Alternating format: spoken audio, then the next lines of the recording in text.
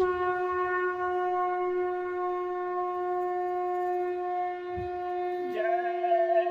गुरुदेव। जय गुरुदेव।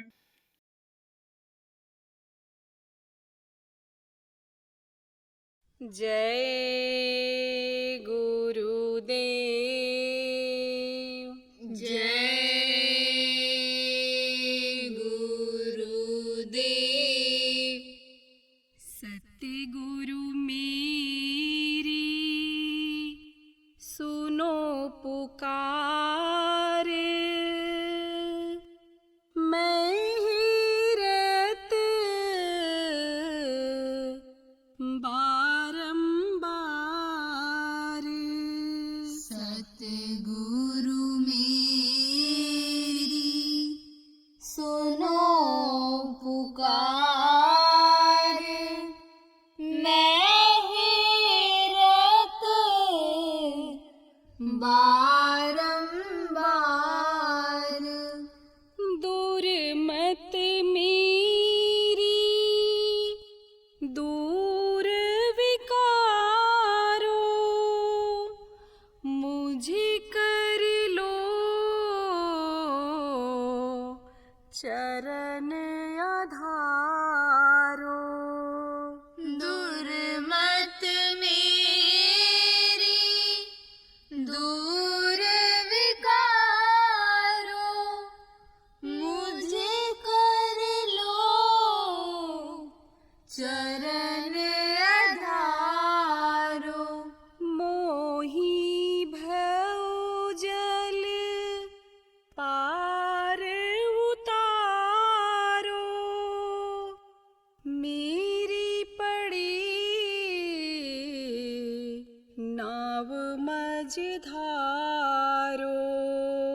मोही भोजल पार उतारो, मेरी पड़ी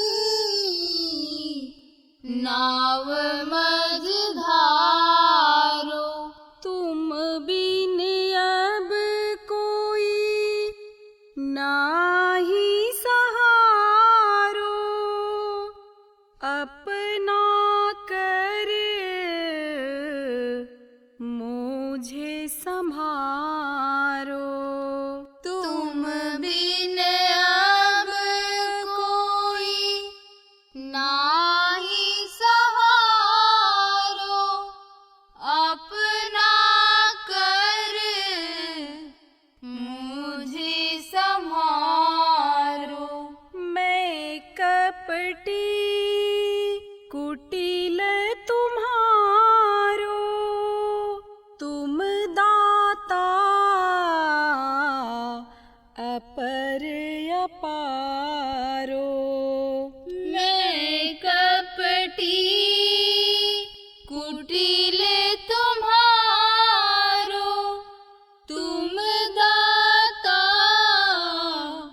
अपर अपारो। मैं दीन दुखी अति भारो, जब चाहो तब निस्तारो। मैं दीन दुखी अति भारो, जब चाहो तब निस्तारो। मैं आरत करूं तुम्हारी, तन मन धन तुम परिवार।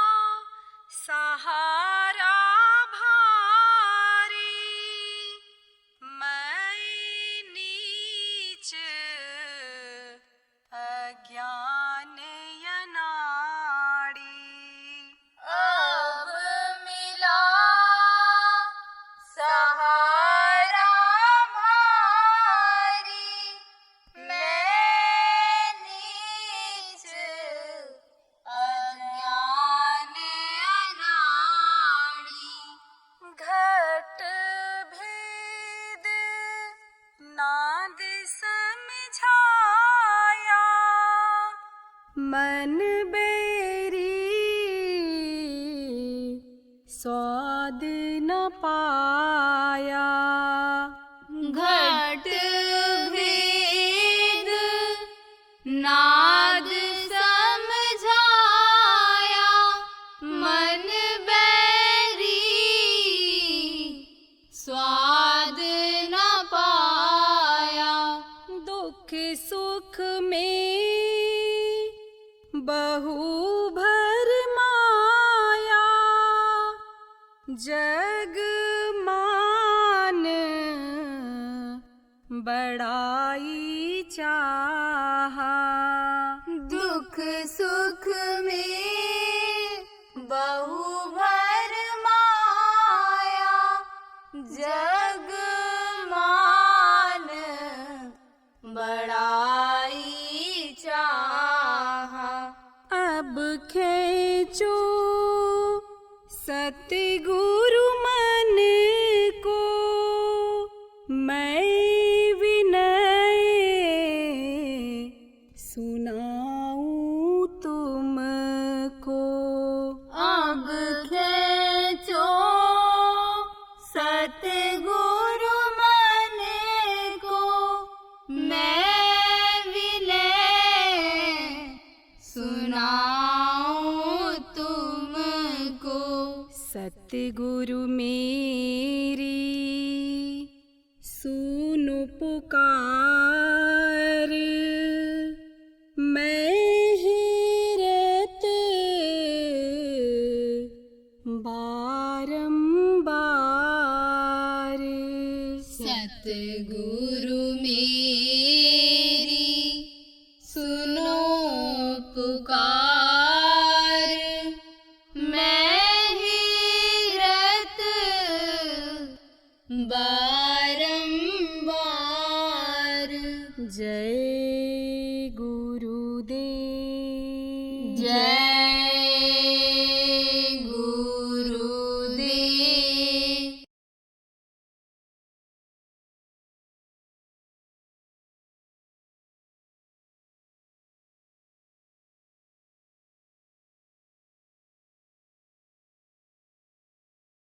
तो चोरी जुआ मुखबिरी, मुखबिरी इसको कहते हैं कि गलत आदमी के साथ सही आदमी को भी लोग फंसा देते हैं, तो मुखबिरी भी से भी वजन नहीं बनता।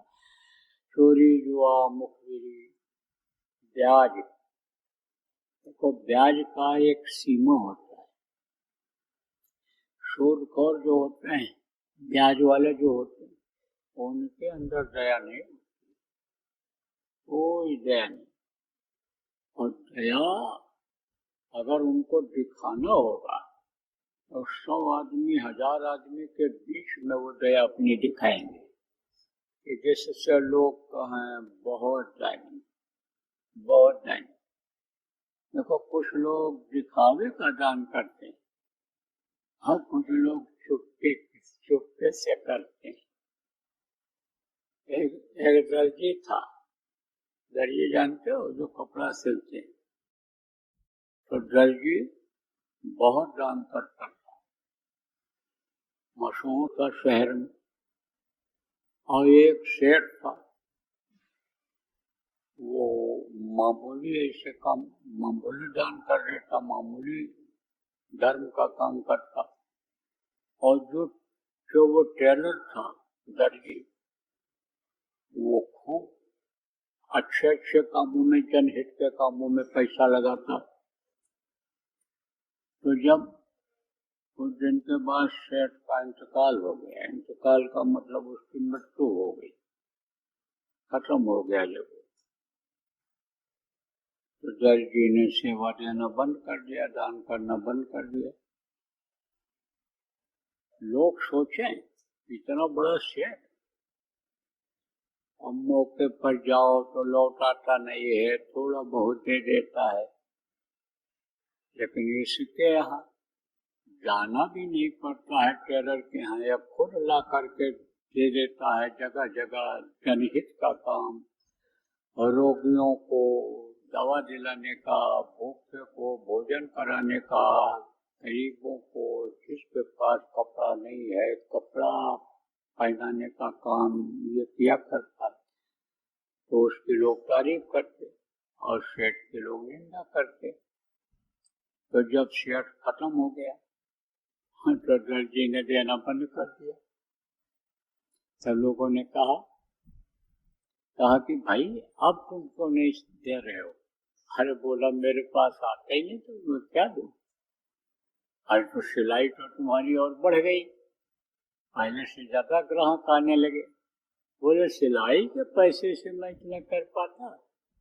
वो तो सेठ हमको देता था, हमारे थ्रू वो खर्च कराता था, हमको देता था, मैं खर्च करता था। अब सेठ मर गया तो अब हम कहाँ से देंगे? अब हमारे पास आता ही नहीं। तो कहते हैं कि दान करना चाहिए, देना चाहिए, मुट्ठी बांध कर कोई देख न ले। कहते हैं भोजन को एकांत में खाना चाहिए, क्योंकि किसी किसी की नजर खराब होती है, और नजर जब भोजन पर खाने पीने वाली चीजों पर पड़ जाती है तो नुकसान कर जाता है। और किसी के ऊपर भूत अगर सवार है, भूत ने अगर उस चीज को खा लिया तो समझो कि रात को तो सपने आने ही आने हैं। तकलीफ तो झेलनी ही झेलनी है। अगर उनका भोजन किया हुआ खा लिया, इसीलिए कहते हैं ये जो पूजा पाठ लोग करते हैं, ये जो आपके समझो दान पुण्य करते हैं, ये जो श्राद्ध खिलाते हैं, ये जो मरने के बाद संस्कार का मृत्यु भोज कराते हैं, ये जो खाते हैं पहले वो खाते हैं। अगर कोई भूत हो गया मरने के बाद, पहले वो खाया और वो खाया हुआ, उसका खाया हुआ जब खाते हैं भोजन प्रसाद जब खाते हैं, तो वही उनके ऊपर भी लग सकता है, तकलीफ दे सकता है। जिसके यहाँ अच्छा खाने को मिलता है उसके साथ भी जा सकता है। तो आपको समझने की जरूरत है प्रेमियों कि जिस तरह से भोजन को एकांत में खाया जाता है, खाने पीने वाली चीजों को एकांत में यानी समझो बैठ करके खाया जाता है छुपा करके, उसी तरह से दान भी चुपके से ही दिया जाता है। चोरी, जुआ, मुखबिरी, ब्याज का जो पैसा होता है वो समझो फलदायी नहीं होता है, लेकिन ब्याज की एक सीमा होती है। व्यापार में मुनाफे की एक सीमा होती है। जैसे कि कंपनी वाले ही दाम फिक्स कर देते हैं। क्या फिक्स कर देते हैं? मुनाफा। पैकेट पर कुछ लिखा रहेगा और मिलेगा पैकेट पर लिखे हुए सस्ते दाम में, और सस्ते दाम में मिलेगा। तो अब आप ये समझो कि पैकेट पर जो लिखा रहता है और उसके बीच का जो है, उसी से यानी समझो कि उसका जो दुकानदार होता है खर्चा चल सकता है। अगर जरूरत से ज्यादा खर्चा न करे घर में, बच्चों को लिमिट में यानी समझो पैसा दे खर्च करने के लिए, बच्चों की आदतें न बिगड़ने पावे, तो उसी में काम चल सकता है। या थोड़ा बहुत उस पर लगा लिया, नौकर चाकर का खर्चा, पानी बिजली का खर्चा, एक जगह से मंगाने का, दूसरी जगह भेजने का खर्चा, थोड़ा बहुत भी अगर उस पर जोड़ लिया और ले लिया तो वो मुनासिब है, वो ज्यादा नहीं माना जाएगा। लेकिन कहते हैं कि हल्दी क्या भाव? तो एक आदमी गया हल्दी खरीदने, तो कहा हल्दी क्या भाव है? तो बोला कि जैसा चोट दर्द करे। कहा क्या मतलब? और रात को कोई आवे 9 बजे 10 बजे आवे जगावे, कहे हल्दी दे दो, तो समझ जाओ कि चोट लगी है। हल्दी से सिकाई करते थे पहले। इतनी दवाएं जब नहीं थी, आयोडक्स या और ये क्रीमें नहीं थी, जब कि दर्द में जिससे आराम मिलता है, तब लोग क्या करते थे, हल्दी से सिकाई करते थे। गरम करके थोड़ा घी या तेल डाल करके, नमक डाल करके और लगा देते थे और बांध देते थे, सिकाई करते थे उससे। तो कहाँ जैसा चोट दर्द करे, तो जब देख लेते हैं कैसा मर्ज है, कैसा मरीज है, तो दवा का दाम बढ़ा देते हैं। जब देख लेते हैं कि इनको जरूरत कैसे है, तो उससे ज्यादा ले लेते हैं, तो वो फलदायी भी नहीं होता है। वो जैसे आता है वैसे चला भी जाता है। बच्चों का दिल दिमाग बुद्धि भी खराब होती है और वजन में भी बाधा आती है। तो ब्याज घूस पर ना आए। देखो, घूस किसको कहते हैं? जिस पर अपना हक नहीं बनता है। हक किस पर बनता है? नौकरी पर बनता है। और नौकरी का, मेहनत का पैसा उसी का होता है कि जो समय से जाए और समय से वापस आवे और वहाँ ड्यूटी करे, कब कौन काम आ जाए। आप ये समझो, उससे जो पैसा मिलता है, यह ज्यादा से ज्यादा काम निपटाने का, ज्यादा से ज्यादा जनहित का काम जिस टेबल पर बैठा है, जहाँ पर है, वहाँ से निपटाने का काम करता है। लोगों को सुखी, जनता को सुखी रखना चाहता है। उसका मेहनत और ईमानदारी का पैसा होता है, वो फलता है। उससे उस पैसे से रोग से बचत होती है, बच्चों के बिगड़ने से बचत होती है, लड़ाई झगड़े टेंशन से बचत होती है। लेकिन जो ये सोचता है कि आ गया ग्राहक, सुबह सुबह 6 बजे गए, बैठ गए, ड्यूटी कितने बजे से है, 10 बजे से है। हमारे क्लाइंट तो 10 बजे से 6 बजे के बीच में ही आएंगे, सुबह शाम ही आएंगे, हमको दे जाएंगे। जो बार्गेनिंग करता है, बार्गेनिंग किसको कहते हैं? जैसे लोग जाते हैं सामान खरीदने, बताया 50 रुपए का है, नहीं भाई 20 रुपया ले लो, नहीं नहीं 20 नहीं, कितने में दोगे? अरे भाई 1 रुपया कम कर दो, नहीं नहीं नहीं नहीं नहीं, चलो 5 रुपया और ले लो, 10। उसको बार्गेनिंग करते हैं। ऐसे ही जो बार्गेनिंग करते हैं, कुर्सी पर बैठे हैं, जगह पर बैठे हैं, उनको इसलिए जिम्मेदारी दी गई कि जनता की सेवा करेंगे, लेकिन वो बार्गेनिंग करते हैं, इतना नहीं तो इतना दो, इतना नहीं तो इतना दो, तब कलम चलेगी, तब दस्तखत होगा, चिड़िया बैठेगी कागज के ऊपर। तो अब आप ये समझो वो हराम का पैसा।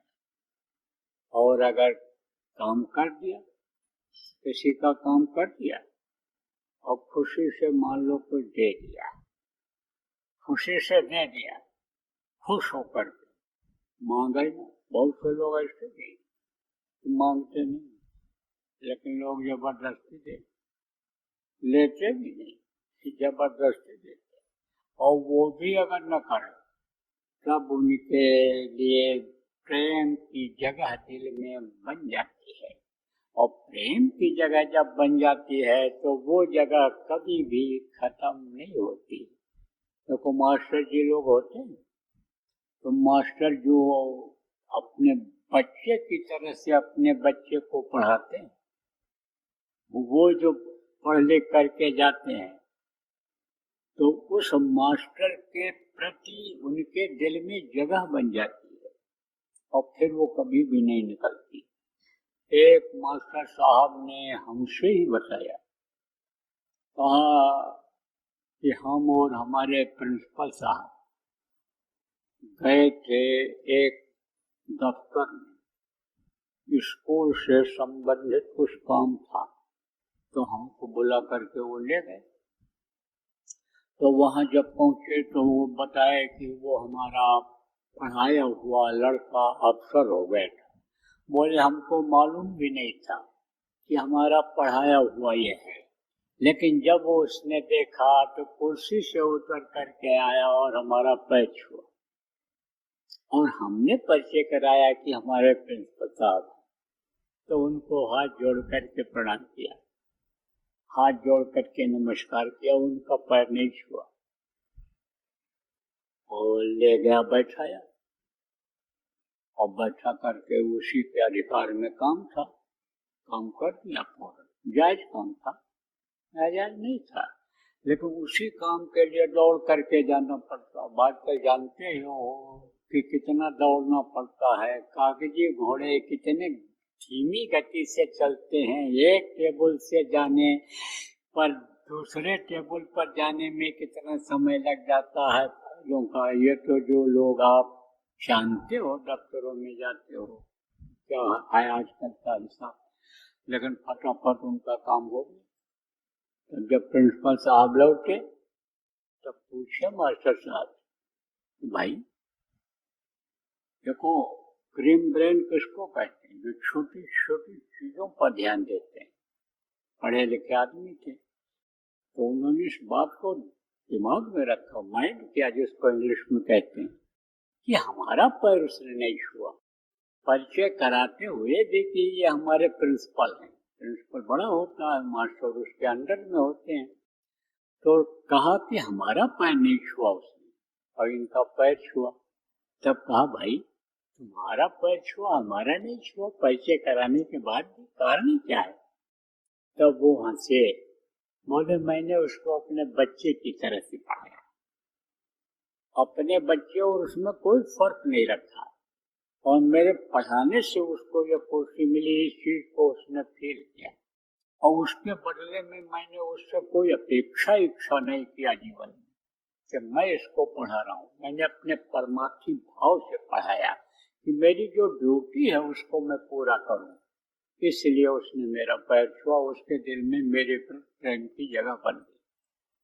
तब उन्होंने कहा, मेरा ऐसे पेट ठोका और कंधा पकड़ा और हंस करके ऐसे चले गए,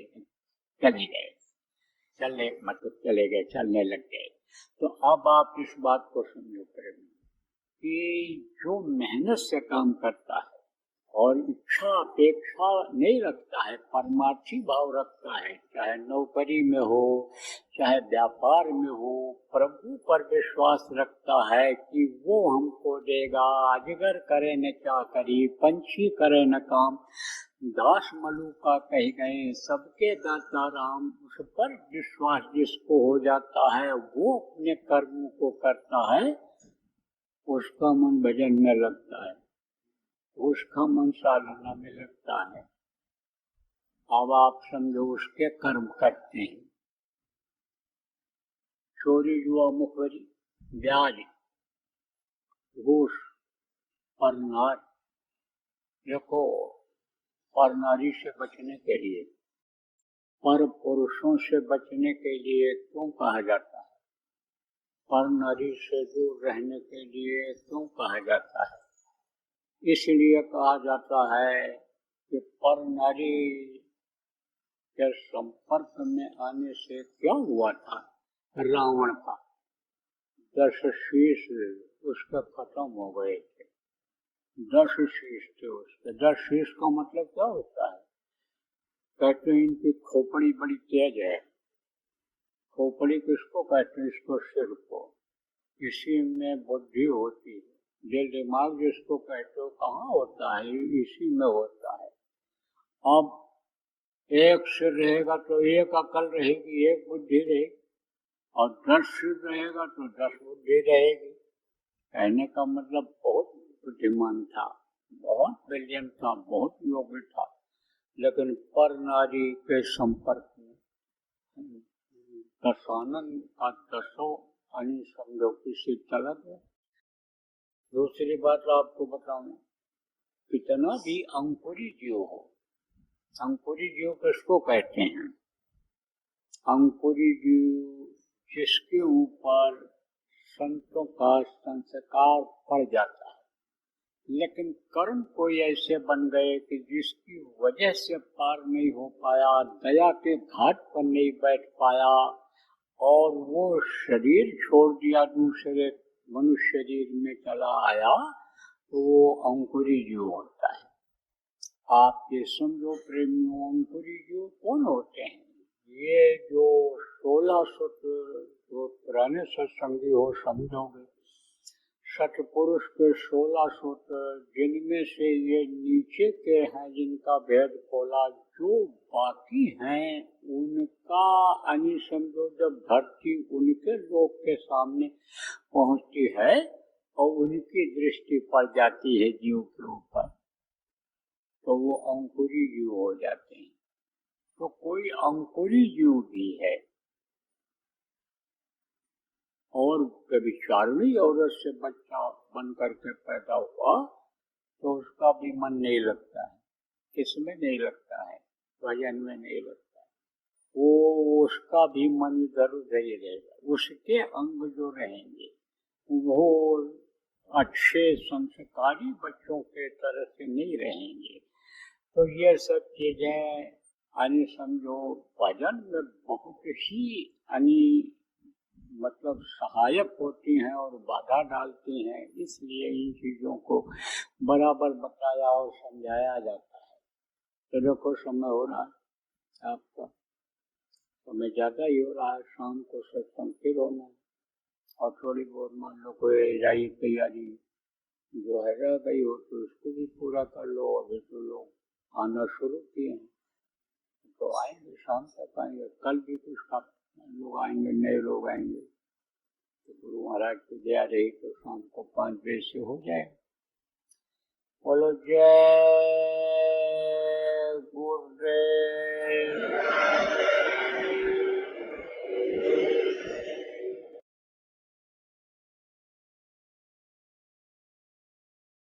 लक्षण सब दिखाई पड़ रहे हैं। ये देखो गर्मी बढ़ती चली जा रही, तापक्रम बढ़ता चला जा रहा है। अब पानी बरसेगा, ओला पत्थर गिरेगा, अतिवृष्टि होगी, ये सब लक्षण हैं। ये समझो ऐसे भी छोड़ो, अगर आप देखो लक्षण के हिसाब से देखो, इसको वैज्ञानिक लोग शोध करके अब समझो के बताने लगेंगे तो खराब समय आ रहा है चारों तरफ से। लेकिन अब बचना भी है, बचाना भी है, बचना भी है और बचाना भी है। आज देखो प्रहलाद का क्यों नाम है? प्रहलाद का नाम जो नहीं भी जानते थे वो भी लोग जान गए। छोटे बच्चे जो अभी पढ़ते हैं 4-5 दर्जे में स्कूल में, और प्रहलाद का नाम नहीं जानते थे वो भी जान गए। उनको जब घर वालों ने ही बताया कि प्रहलाद बच गए थे और होलिका जल गई थी, अत्याचार का अंत हो गया था और जो है यानी भक्त की रक्षा हो गई थी, न्याय की जीत हो गई, सत्य की जीत हो गई थी, तो प्रहलाद का नाम भी जान गए। अब ये समझो प्रहलाद में अगर शक्ति न होती तो कैसे बचते? कैसी शक्ति? भक्ति की ही शक्ति सही, लेकिन कुछ शक्ति तो थी बचने की, तब तो जान बच गई। और नहीं तो होलिका जला डालती, इनको खुद निकल जाती या जल जाते। ऐसे बचने की भी जरूरत है और बचाने की भी जरूरत है। जय गुरुदेव। सरकारी व गैर सरकारी अनुदान के लिए बिना सत्संगियों के सहयोग द्वारा जनहित के कार्यों में लगी हुई बाबा जय गुरुदेव धर्म विकास संस्था का मुख्यालय पिंगलेश्वर रेलवे स्टेशन के सामने मक्सी रोड, उज्जैन, मध्य प्रदेश में है। यहाँ पर सत्संग व नामदान का कार्यक्रम होता रहता है। अतः आप श्रोताओं से अनुरोध है कि बाबा उमाकांत जी महाराज के आश्रम उज्जैन एक बार परिवार सहित जरूर पधारिएगा। आपके सुझाव के लिए व्हाट्सएप नंबर 9575600700। जय गुरुदेव।